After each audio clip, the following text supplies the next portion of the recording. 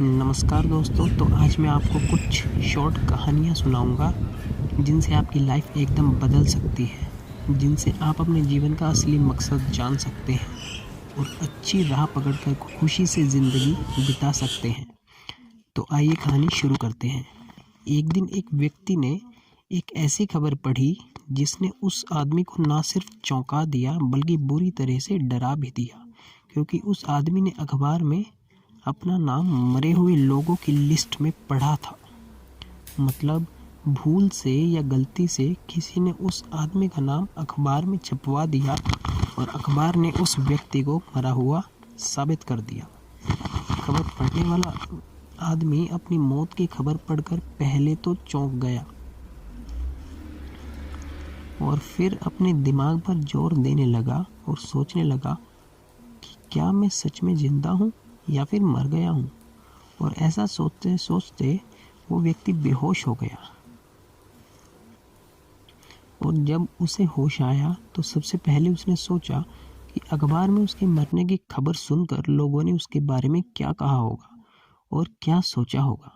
Newspaper में उस आदमी की खबर इस तरह छापी गई थी कि डायनामाइट किंग इज डेड, मतलब मौत के सौदागर की मौत।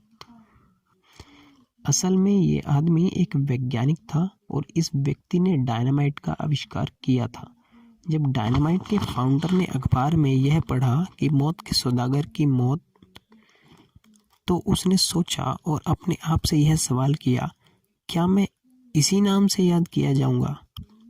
उसी समय उस आदमी ने यह फैसला किया कि हरगिज़ नहीं, इस तरह से तो मैं कभी याद नहीं किया जाऊंगा। बस उसी दिन से उस वैज्ञानिक ने शांति के मार्ग पर चलना और काम करना शुरू कर दिया। वह डायनामाइट के आविष्कार को और कोई नहीं बल्कि अल्फ्रेड नोबल थे। वह डायनामाइट के आविष्कारक और कोई नहीं बल्कि अल्फ्रेड नोबल थे, जिनके नाम पर आज नोबल पुरस्कार दिया जाता है। दोस्तों, मैंने आपको यह कहानी इसलिए बताई है क्योंकि आप भी कहीं ना कुछ ऐसा काम कर रहे हैं जिससे आपको याद रखा जाएगा। वो काम बुरा भी हो सकता है और अच्छा भी हो सकता है। आप चाहे कितने भी अच्छे काम कर ले, बस एक बुरा काम सभी अच्छे कामों को और आपको बुरा इंसान बनाने के लिए काफ़ी है। अब ये आप पर निर्भर करता है कि आपको एक अच्छे इंसान के रूप में याद किया जाए या बुरे इंसान के रूप में। अगर आप एक अच्छा काम करेंगे तो लोग आपको जिंदा रहने पर ना सही पर मरने के बाद जरूर याद करेंगे। डायनामाइट यानी बारूद। इस कहानी से आपको यह भी पता लगा कि डायनामाइट का आविष्कारक अल्फ्रेड नोबल था। दूसरी कहानी, थॉमस एडिसन। थॉमस एडिसन का नाम तो आपने सुना होगा। अगर नहीं सुना तो मैं बता देता हूँ कि थॉमस एडिसन एक जाने माने अमेरिकन आविष्कारक थे। इस अमेरिकन वैज्ञानिक ने 1000 से भी अधिक आविष्कार किए हैं। जैसे बिजली के बल्ब के क्रांतिकारी आविष्कार ने थॉमस एडिसन को रातों रात प्रसिद्ध कर दिया था।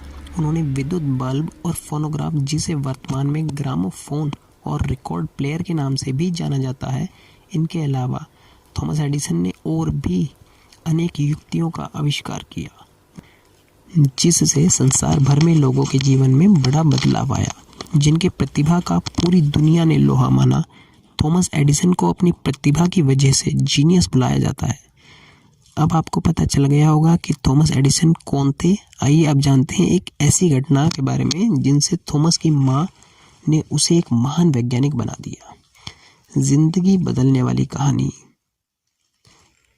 एक बार थॉमस एडिसन अपने विद्यालय से घर पहुंचे और अपनी माँ को एक चिट्ठी देते हुए बोला, माँ, मैडम ने कहा ये चिट्ठी सिर्फ अपनों को देना या अपनी माँ को देना। एडिसन की माँ ने चिट्ठी खोली और पढ़ते पढ़ते रोने लगी।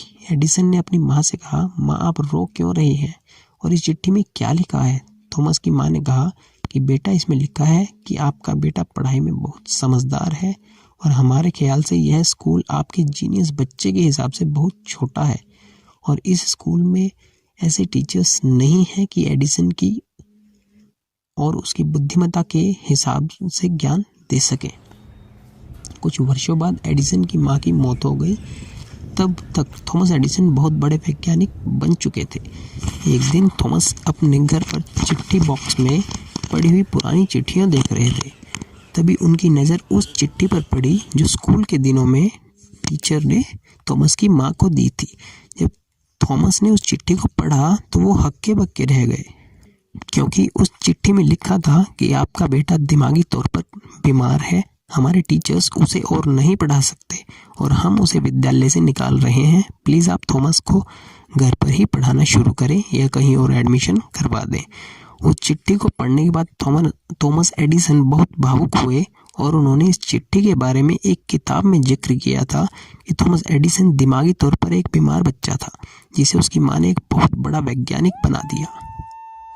निष्कर्ष, इस सफलता की छोटी कहानी से हमें बहुत बड़ी सीख मिलती है, जो हमें साफ दिखाई दे रही है कि किसी को भी उसकी कमियों के बारे में नहीं बताना चाहिए, क्योंकि जब कोई आपको आपकी कमियों के बारे में लगातार बताता है तो धीरे धीरे आपका आत्मविश्वास कम होने लगता है और आप अपने अंदर की ताकत को पहचान नहीं पाते, और जिससे आप अपने आत्मविश्वास पर कायम नहीं रह पाते और किसी काम को पूरा करने का हौसला नहीं रख पाते।